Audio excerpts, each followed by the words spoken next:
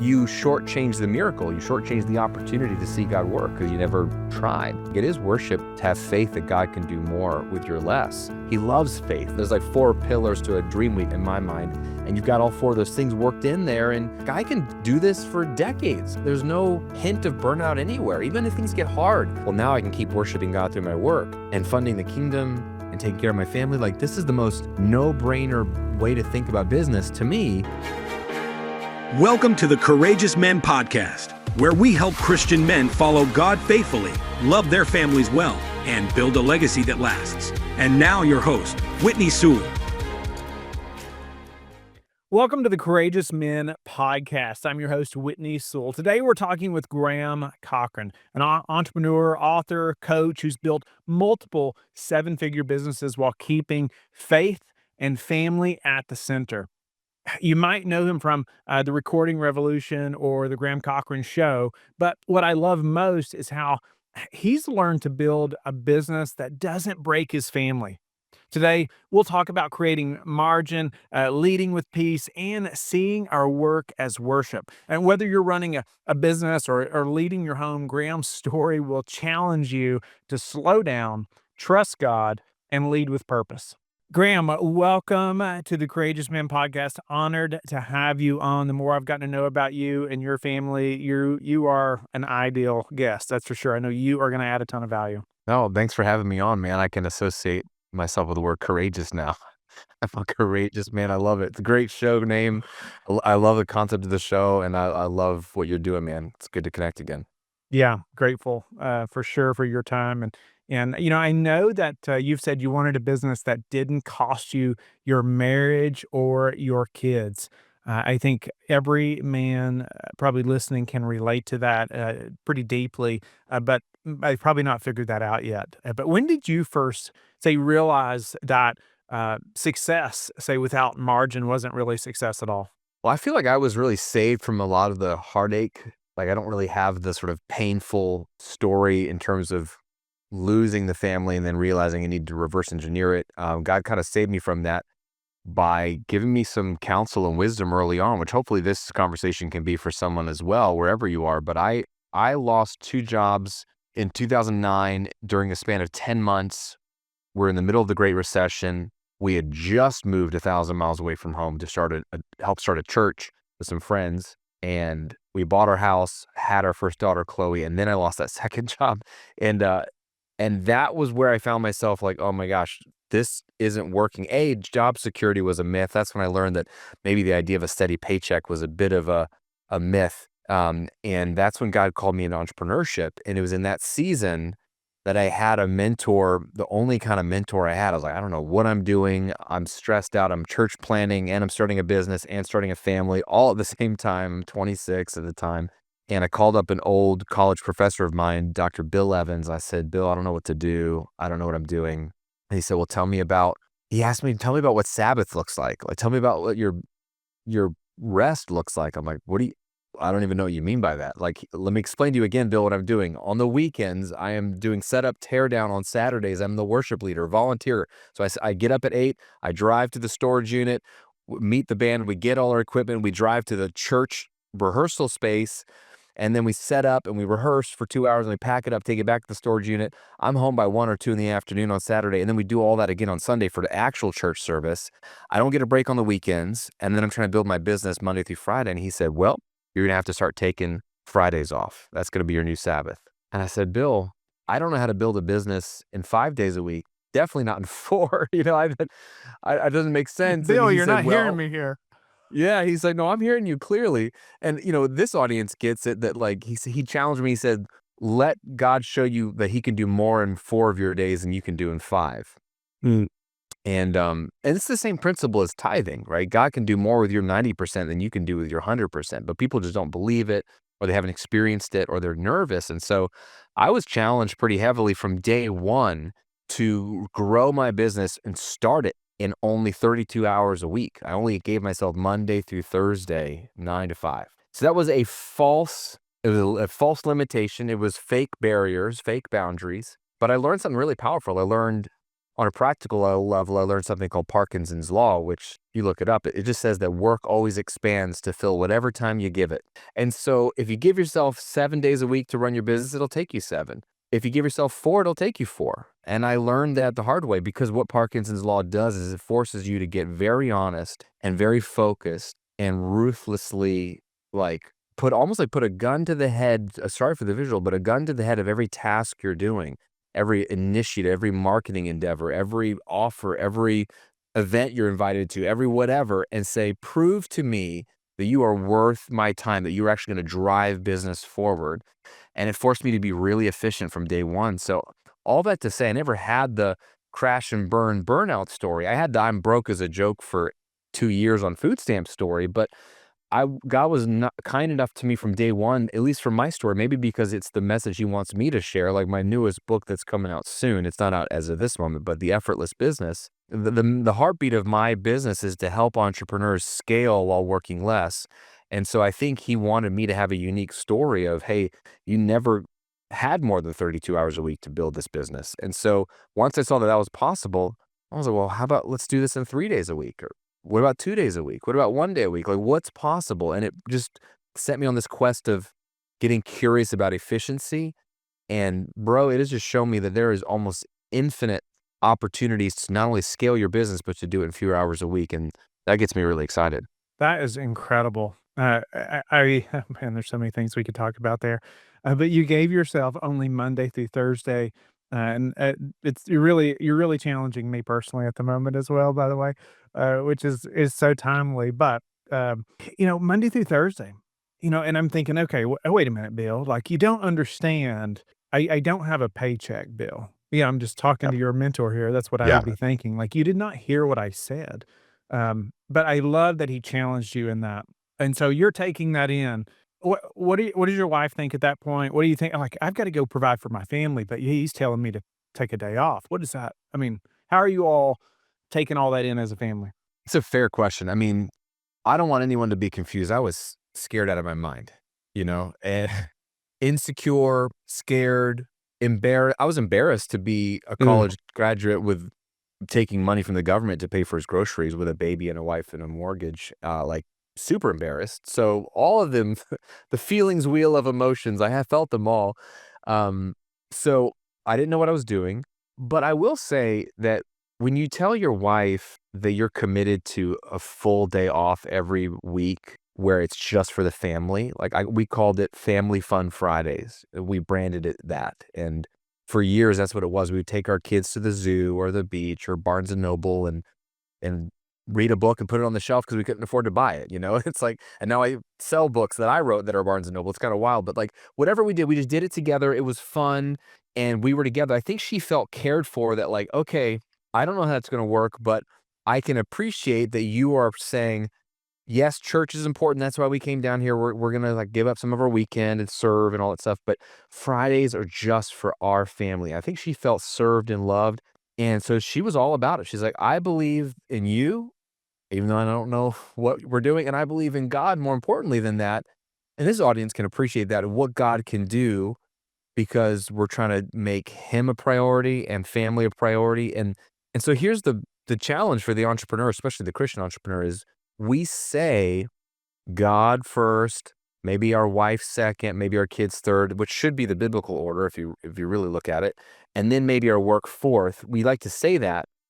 It's nice to say that on in a Bible study or if you're talking to somebody, but our lives functionally look like business first, maybe our kids second, maybe our wife, maybe God somewhere. Not just because of how many hours we spend, because I don't think it's about how many hours, but it's about what our calendar shows is where our faith is. If there's no margin in your calendar, you don't have faith that God can do more with your less. You're basically taking the reins and saying, I need to do this myself. That was the whole point of the Sabbath, was not so that people would get a break as much as it was because God modeled it. He didn't need a break. It was to show, do you trust me? And that was the whole thing with the manna. Mm. Food's gonna show up every day in the wilderness for the Jews, exactly how much you need every day, except for on the 6th day, you're gonna have a double portion So there'll be enough for you for 2 days, but don't go out and try to collect it on the seventh day because it'll rot, it'll spoil. But people just they didn't trust that there'd be enough, and Mm. so it's a trust thing. So I think our calendar shows if we have faith, like just like our bank account shows if we have faith in terms of where we spend our money. And I think my wife at least felt supported in that and trusted God in that. And I just felt like, well, it already seems hard. It already seems an impossibility in 5 days. What's the difference with 4? It's already feels impossible. And so that kind of gave me the freedom to just try it. Like, what's the worst that can happen? That's the great news about being at the bottom is there's only one way to go and it's up. And so I think it forced me to be creative, and she knew I was trying. She knew I was listening. I know she was scared, but we were good. And man, if you and your wife are good, you can go through a lot of stuff, as you know. I love that story.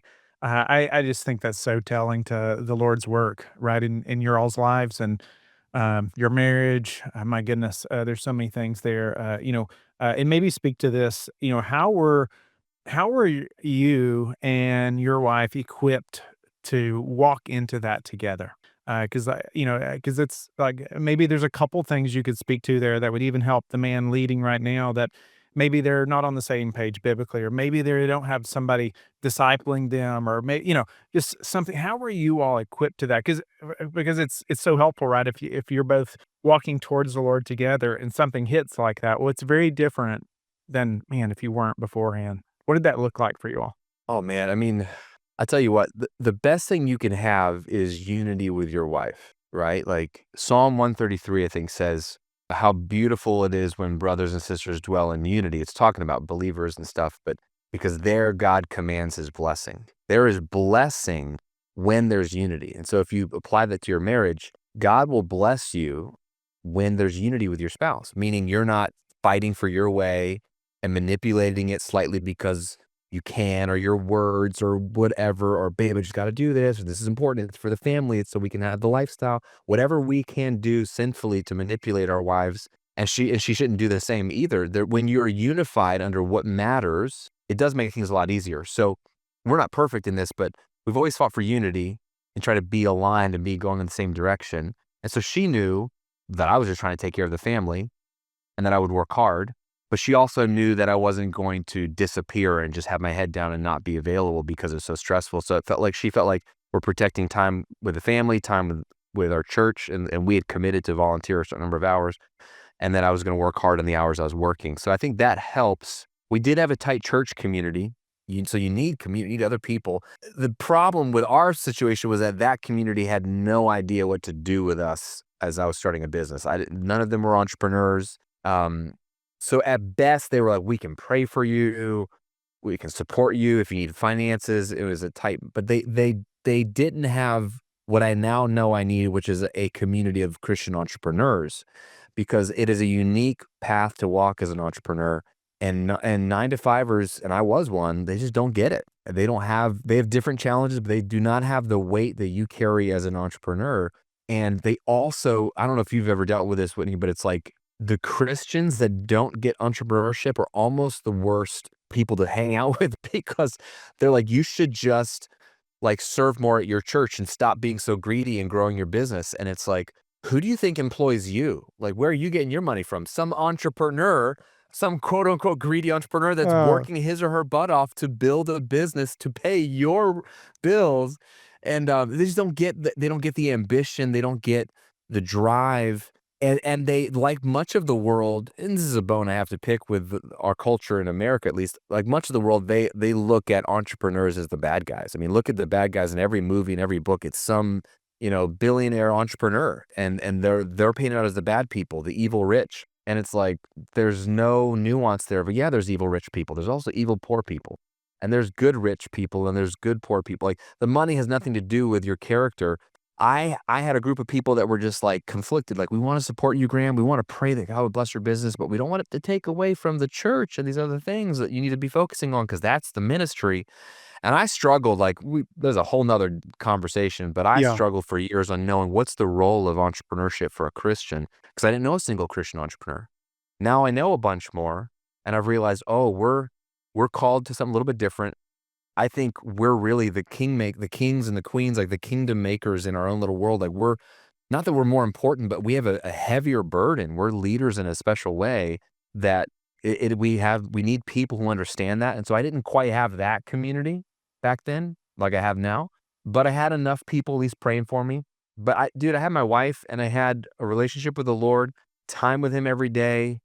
That was the first time I learned to have to listen for God's voice. So I was like, there's got to be, like, I don't have my Bible in front of me. I got random books, but it's over there. It's like there's wisdom in the scriptures, and there's business principles in the scriptures, by the way. That's That's right. so meant. But it also felt like there's got to be a way I can just talk to God and ask him for specific insight into my specific situation. And I didn't know how to do that. So I kind of went on a quest to figure out, how do you talk to the Lord? What does listening prayer look like? And I started to learn God actually still speaks, and he can actually give you answers about like, should I work with this person or not? Should I roll out this offer or not? Should I take this gig or not? And that was a beautiful journey, messy, but man, I realized I needed community with my wife. Long story short, I needed a group of Christian entrepreneurs around me who I could celebrate with, invent with, and get wisdom from. And then I needed community with the Holy Spirit, because he's the counselor. Jesus calls him the counselor. He will John, either John 13 or John 14, he will lead you into all truth, like all kinds of truth, not just spiritual truth, but relationship truth and financial truth. Like, we have access to the God that can see down the street and around the corner, and why not tap into that? So all of that was the only way I survived not knowing anything about building a business and being broke as a joke. Love it. There's so many things there that I would say relates to the courageous man that I love talking about, right? Especially, you cutting your time back, taking off Fridays. I mean, that took courage, right? It took faith, right? I mean, it took faith in the Lord, and I love that you and Shay, were just together in all of this, right? And I love the quote, to quote you. You said our calendar shows if we have faith. Man, am I guilty? Right, I mean, so I love that, man, just to hold me accountable as well. I appreciate you being vulnerable, Graham, just to share that, and because I think that's so helpful, and so many can relate, and so you're writing a new book, you mentioned, and about the effortless business, right? Let's move into that just a little bit, and practically, what does that look like for you on a weekly basis, this effortless business? Yeah, so to me, I love the idea. Seth Godin, I think, once said, build a downhill business, right? Like, if you can choose a business, build a business that's easiest for you to run. Like, there's things I'm just not good at. And so I take that very literally too, like, not just the business that's downhill, but the schedule, the offers, the marketing initiatives. Like, I'm just picking I want to have the highest leverage point, because a business that feels effortless to me is one where it's super aligned with your personality, with your skill sets, with your season of life. Like, objects in motion tend to stay in motion. So if we can get a business that's easy for you to keep in motion, it creates momentum. So I'm leveraging everything I possibly can to get as much output with as little input as possible. So for me, it might look different than for someone else's business, but like, for my business, it's a coaching business. I'm an author, speaker, coach, content creator, whatever you want to call those things. So what is the most leveraged way I can get my message out to more people, create a client base, and serve those people powerfully? And so for me, it's leveraging video on YouTube and the podcast version. It's leveraging one-to-many group coaching. It's leveraging ads. It's leveraging speaking at events that are aligned where I can get clients. It's leveraging creating my own virtual events that I can do from the comfort of my home. It's being a premium provider, charging more than my competitors so that I make more per sale. So I don't have to sell a bunch because I just make more. And just how do you become premium? All of these things are things that I've implemented so that I can, on a typical week, I'm putting in about 5 hours in the office, like, for context. On a long week, it might be 10 to 12. But that's what my sweet spot. And what I try to help clients do is get them to $100,000 a month predictably every month, working 20 hours a week or less. Those are my benchmarks. And by like revenue, not just really revenue, but like almost take home. Like, I want it to be, if you have a high margin business, that could be the same number. If you have a low margin business, I'm looking at 100K per month take home, 20 hours a week or less. To me, if you can't do that, there's just either something broken with the model, or you spend a lot of time doing things that just don't move the needle, and you haven't learned to eliminate the 80% that's not generating much at all. So that's a typical week for me, but it's choosing better over busy tasks. I mean, there's a lot of things I could be doing, Whitney, that everyone else is doing. I just can't be convinced that they're worth my time, so I just don't do them, and that frees up a lot of time. I might lose out on some things, but it's negligible compared to how much I can do by focusing on a few things and doing them really, really well. Love it. Focusing on the 20%, right? And just being just ruthless at eliminating the rest. Yeah. 100%. I mean, I think when I take clients, like if I have a client sit down with me, and this is an exercise anybody can do, write down every single task you do daily, weekly, and monthly. And don't rush this. Like sit down and think through, because some things only pop up once a month. But what are those things? And write down everything that you're touching.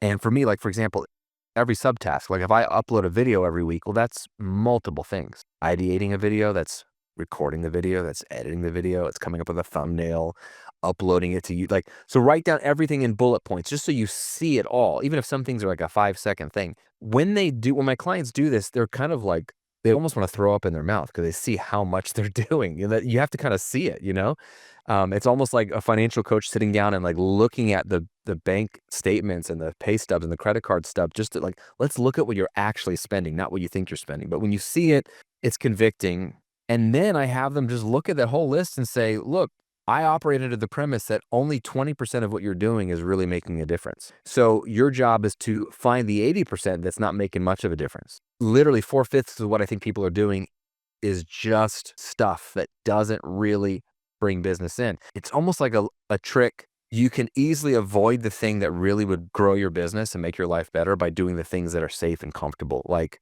tweaking your website copy, updating your LinkedIn bio, whatever it is Even you're email. doing that yeah, email, inbox zero.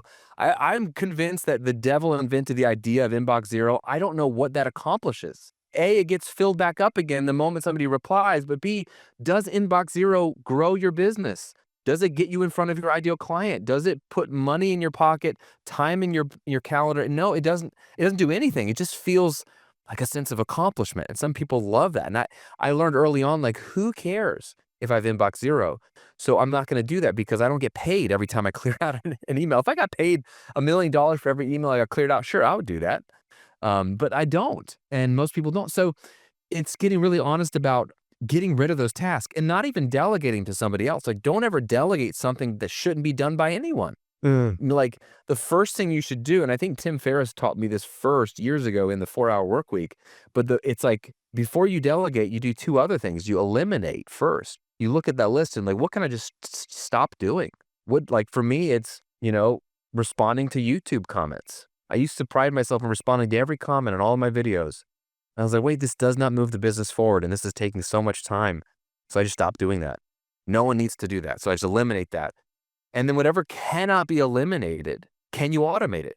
And these days, that answer is largely a yes because of AI. Like, it's stuff I could only dream of 10 years ago, you can automate today.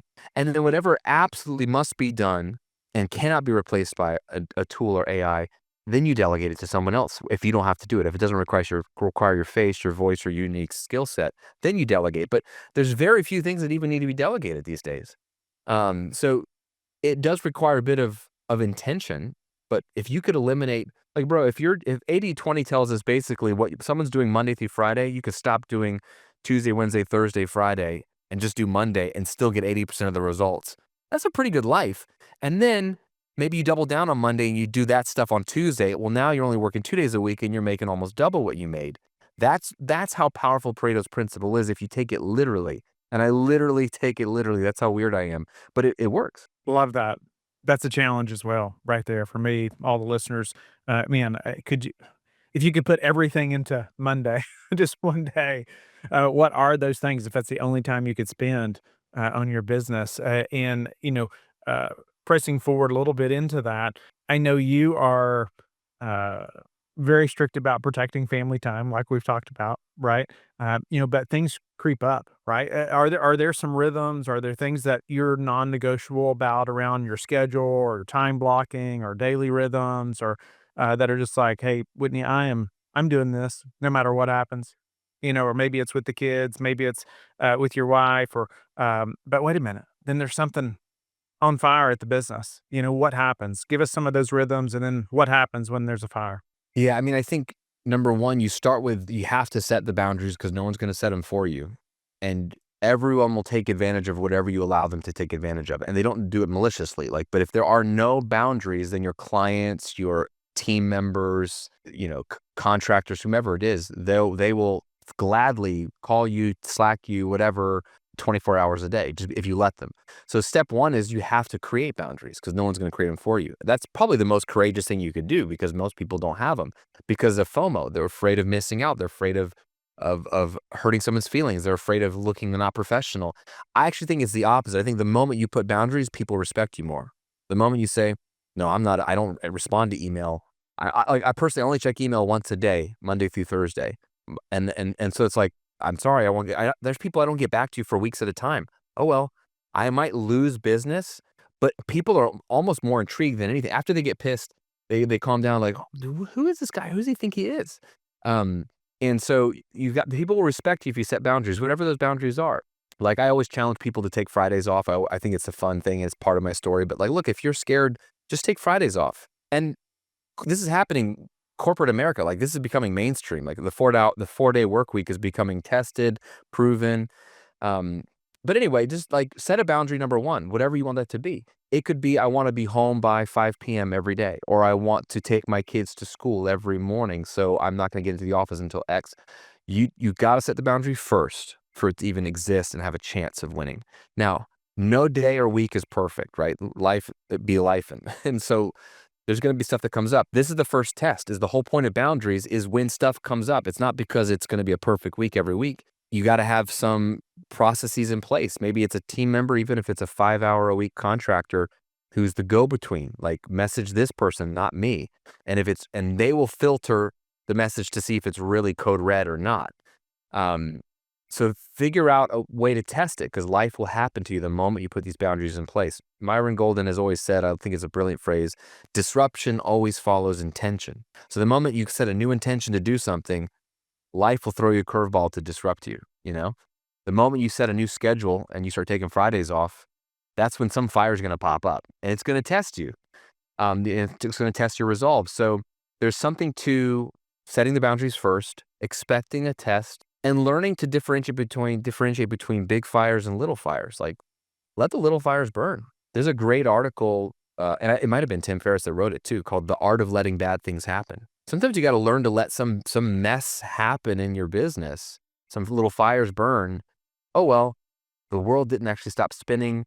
Maybe I lost one client, but most of my clients are happy. Maybe it wasn't that big of a deal. And that little loss that shows that there's life after a little bit of loss kind of gives you more confidence to say, okay, everything is fine. So maybe learn to differentiate between those little fires and then the big ones. And if it's a code red thing, if you and your family have a rhythm of trust where they know that dad only works these hours, or he's always home, or when he's home, he's off his phone and he's not checking his laptop and like he's actually home, which is almost harder than setting a boundary. It's easy actually to set a boundary and be home. It's hard to turn the darn phone off and to not check. If there's a pattern of trust there, well, then your wife or your family will know if it's truly an emergency. And you can say, hey, guys, y'all know I don't ever go into the office at night or I don't ever do this, but something has happened and I need to take care of this. Then I think there's room for them to say, we get it. We totally get it. Because they will know the truth that you are always setting your boundaries and honoring the boundaries. If you don't have those and everything's a fire, it's hard for them. They're going to be like, okay, whatever, go do it. But they're going to be heartbroken and you're going to lose that faith and respect. So I don't do this perfectly, but my family knows I'm in the house every morning. I'm going to have breakfast with my daughters every morning. I'm going to take them to school every morning. And then I'm going to pick them up from school or pick them up from cheer practice or soccer practice every day.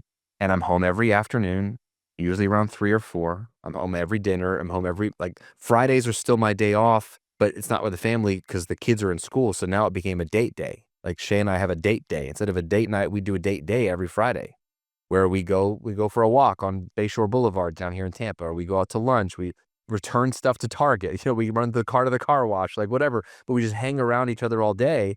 And she knows that that's our time. Weekends, I'm always off. And that way, if there is an event or something I'm traveling to or something out of the ordinary, they know that's a rare case. and they're happy for me to go do a speaking engagement or go to a conference because I'm not always gone, and that's a rarity. So there's that respect there, if that makes sense. I'm definitely not letting my wife listen to that portion of the interview right there. Bleep that out. Come on, No, Graham, that coming in here ruining stuff. it's over. No, that's incredible, and, it goes in line too. With, I think I've heard you say, your work can be worship, right? And I was thinking about how all this is connected, and how, hey, so often, right? And I think most of the men probably can relate, when there's something that happens or something that, there's a major fire. Well, I just want to go tackle it and I'm going to take care of it myself. And I'm going to go manhandle this thing.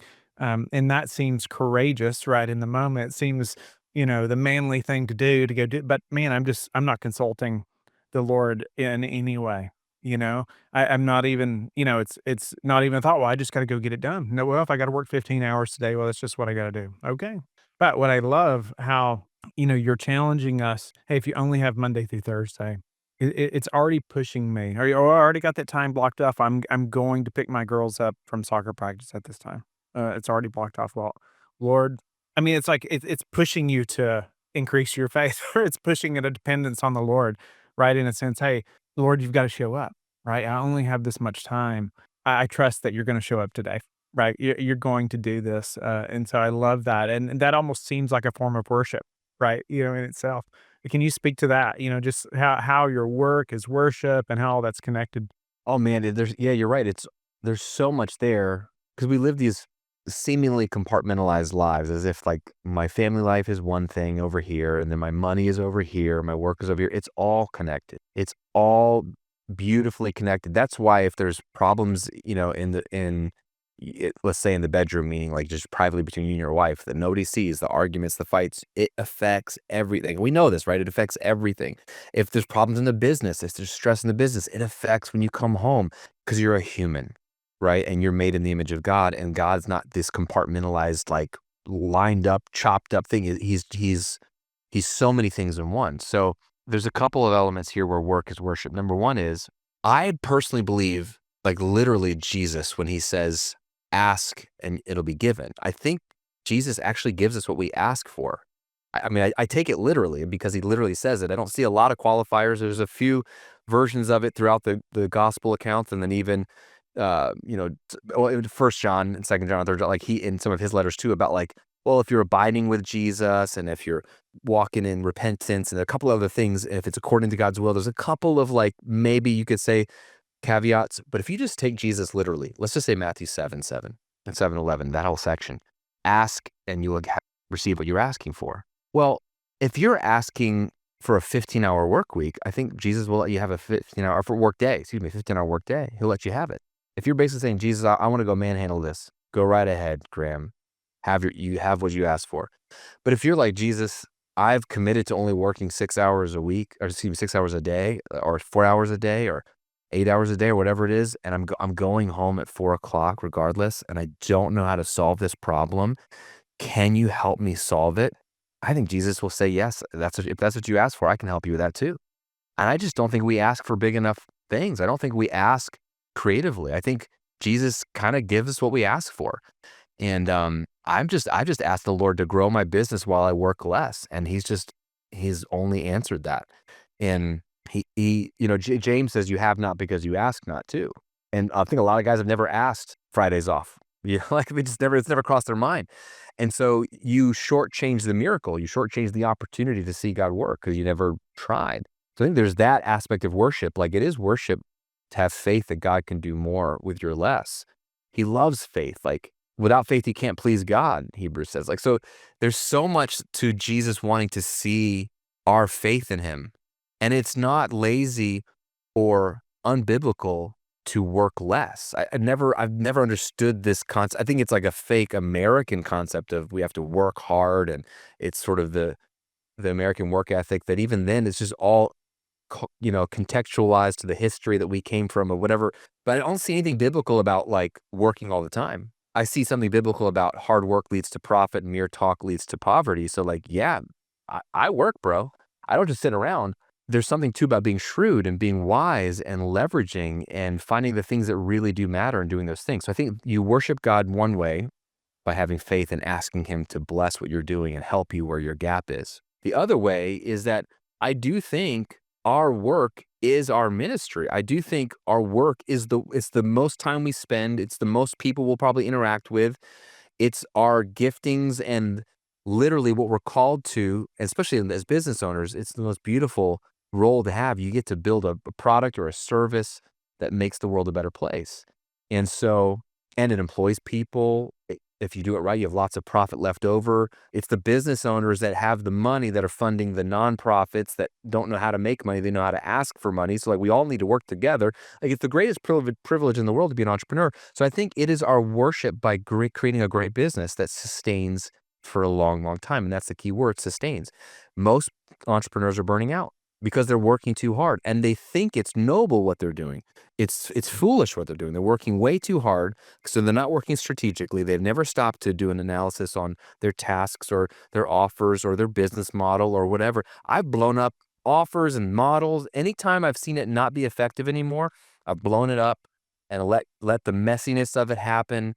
And like, Lord, show me a better way. Let me build a better way. I blew up a lot of stuff this year and are having my best year yet. We've doubled revenue overnight, doubled income overnight. But it was messy. But I don't hold on to those things too tightly because I know there's always a better way.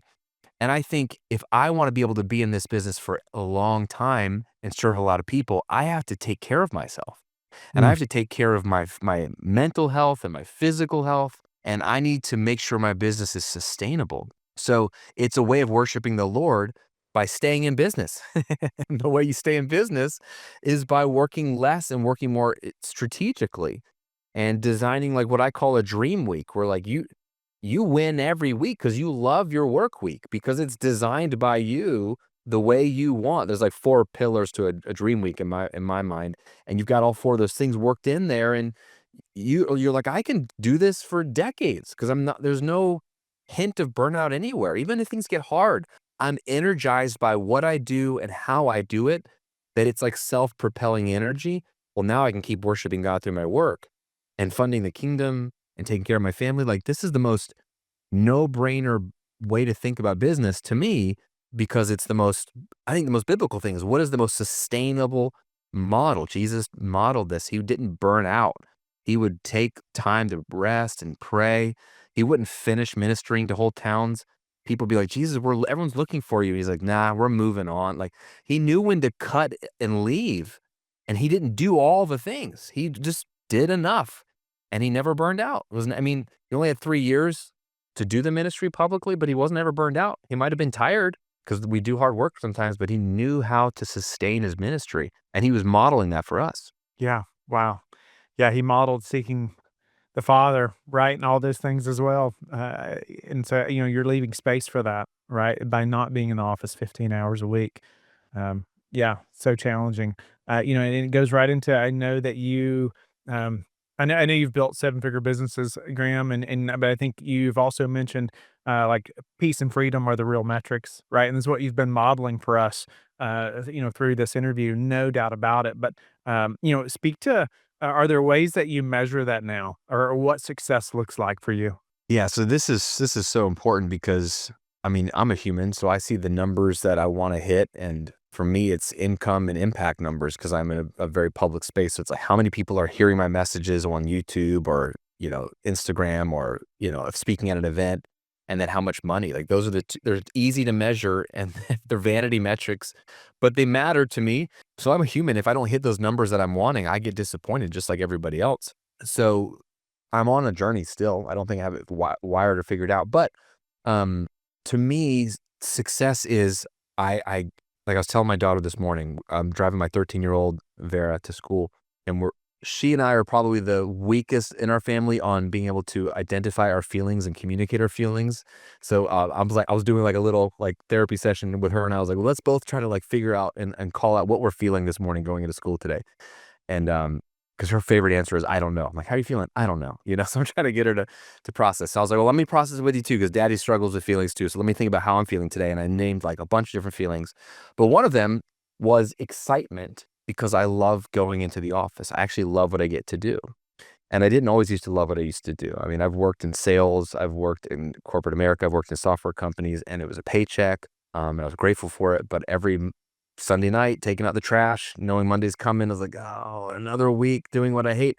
I've had those seasons. So I was telling Vera, man, I feel like I'm winning every day because I get to go in and do cool stuff that I like that makes a difference, and I'm never rushed. That's very important to me. I have lots of margin even within my day. Like, I might be here in the office physically for 4 hours, but I might only have 90 minutes of actual work and have a break. I have a call and then have a break, and then I get to talk to you, and then I send out an email, and I could just have time to, like, look out the window, stare at the condo they're building next door downtown here, and write a little note in my journal, like, time to make another cup of coffee. Like, I don't know, that feels like a win to me, that I have no stress or pressure. I like that, and I'm an introvert. I like the quiet. I like the space. So that's a metric that matters to me. Time with my family, like, very, very important. That doesn't change. So I'm pretty clear of blocking that off. But if I were giving up nights and weekends, if I weren't at home for dinner consistently, that would be like, I'd be backsliding. That would be a problem. Even if I was making billions of dollars a minute, that'd be a problem. Flexibility is really important to me. So I have a routine, but I also want to be able to pull the plug and, like, hey, if I need to get away for 2 weeks, we can go do that. If I need to change up my schedule, I can do that. So I need the business to be flexible, that I can move things around. And then financially, it does matter. Like, we have a life that we like and a lifestyle that we like, but at this point, it's kind of just like legacy play. It's like, how much can we give? What are we giving to? What do we get to be involved with? How am I teaching my girls to think about resources and wealth? And to me, that's why I continue to work, because I don't need the money, is to continue to impact people and get a message across, and I enjoy it, and then create resources that I can multiply through investment and through straight up giving. And ultimately, it feels like all of it is giving, because you can only you can only go out to eat so many times and buy a nice car so many times and take a nice trip so many times. So, like, I love all that stuff, and I love spending money as much as anybody else on the things that are fun to us. But there's, like, a limit to that, and then there's, like, no limit to how much good you can do. So to me, it's Mm. like, well, gosh, if I can make even an extra million a year, that's so much fun, because I can think of what I can do with that extra million. So it's kind of a combination of all those metrics: time, flexibility, peace, and enjoying my work days is really, really important to me, because there's a season where I hated it. And then extra and above resources to be able to write checks, like, fund adoptions, buy a car for somebody, or just do something fun for somebody they would never be able to do for themselves, give them a great experience. Like, I like money because it can do fun things and important things, and I like having extra of it, if that makes any sense. Not Well, ashamed of that. I love where you went with that, and even the legacy piece and the giving piece and having a focus there. Maybe we can do another interview sometime in the future and talk about legacy and just how you're doing that with your daughters and teaching them those things. I love talking about those things as well, because it's so important. There's a number of things I'm doing with my 10 and 12-year-old boys as well, and even my 6-year-old daughter. Now also just getting them thinking that way. I wish I had been talked to about those things when I was 10 and 12 years old, right? And so, Graham, you have challenged me personally, and I know the listeners in so many ways today. Oh my goodness! Again, I'm not going to let my wife listen to parts of this interview, but it was good. We're really grateful for how you've challenged us, and how can the listeners get in touch with you? How can they even find your new book? Because I know that they want to learn how you do that. They want to learn how it's effortless. Having an effortless business. How to they want to know how they get there. How can they find your book? Yeah, so it's not quite out yet. Eventually it will be out at effortlessbusiness.com. But right now, grahamcochrane.com is where everything's happening. Just hang out there, follow what's going on, follow me on Instagram at the Graham Cochrane. I'll be letting you know more about it when it comes out. But yeah, my hope is to serve all kinds of entrepreneurs, set them free, make more money, work less, and enjoy all of it more.